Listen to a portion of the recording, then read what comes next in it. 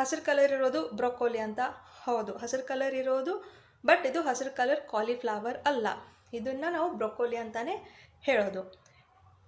ಇನ್ನು ನೆಕ್ಸ್ಟ್ ಇದ್ರದ್ದು ಸೇವನೆ ಬಗ್ಗೆ ತುಂಬ ತಪ್ಪು ಕಲ್ಪನೆ ಇದೆ ಜನರಲ್ಲಿ. ಏನಂತಂದರೆ, ನಾವು ಸಾಮಾನ್ಯವಾಗಿ ಪಲ್ಯ, ತರಕಾರಿ, ಸಬ್ಜಿ ಏನಂತ ಮಾಡ್ತೀವಲ್ಲ, ಆ ಥರ ಇದನ್ನು ಜಾಸ್ತಿ ಬೇಯಿಸೋ ಹಾಗಿಲ್ಲ, ಅಂದರೆ ಓವರ್ ಕುಕ್ ಮಾಡೋ ಹಾಗಿಲ್ಲ. ಯಾಕಂತಂದರೆ ಇದರಲ್ಲಿ ಎಷ್ಟು ಪೋಷಕಾಂಶ ಇದೆಯೋ, ಎಷ್ಟು ಹೀಟಿಗೆ, ಉಷ್ಣಕ್ಕೆ ಇದು ಎಕ್ಸ್ಪೋಜರ್ ಆಗುತ್ತಲ್ವ, ಅಷ್ಟೇ ಹೆಚ್ಚಿಗೆ ಉಷ್ಣಾಂಶಕ್ಕೆ ಎಕ್ಸ್ಪೋಜರ್ ಆದಂಗೆ ಇದರದ್ದು ನ್ಯೂಟ್ರಿಷನ್ ಕಡಿಮೆ ಆಗುತ್ತೆ. ಅದಕ್ಕೆ ನಾವು ಇದನ್ನು ಜಾಸ್ತಿ ಹೊತ್ತು ಎಣ್ಣೆಲಿ ತಾಳಿಸೋದು, ತುಂಬ ಬೇಯಿಸೋದು ಮಾಡಬಾರ್ದು. ಮಾಡಿದ್ರೆ ಇದರಲ್ಲಿರೋ ನ್ಯೂಟ್ರಿಷನ್ ಎಲ್ಲ ಹೋಗುತ್ತೆ, ಅಂದರೆ ನಮಗೆ ಅದರಿಂದ ಜಾಸ್ತಿ ಉಪಕಾರಿ ಆಗಲ್ಲ.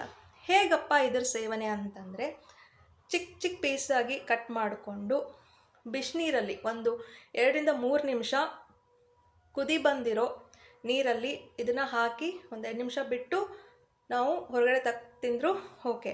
ಇಲ್ಲ ಅಂತಂದರೆ ಆಲಿವ್ ಆಯಿಲ್ ಅಂತ ಏನು ಬರುತ್ತಲ್ಲ, ಸ್ವಲ್ಪ ಬಿಸಿ ಮಾಡಿ ಇದನ್ನು 1 ನಿಮಿಷ ತಾಳಿಸಿದ್ರೂ ಓಕೆ. ಅದಕ್ಕಿಂತ ಜಾಸ್ತಿ ಬೇಯಿಸೋ ಹಾಗಿಲ್ಲ ಅಥವಾ ಎಣ್ಣೆಯಲ್ಲಿ ತಾಳಿಸೋ ಹಾಗಿಲ್ಲ.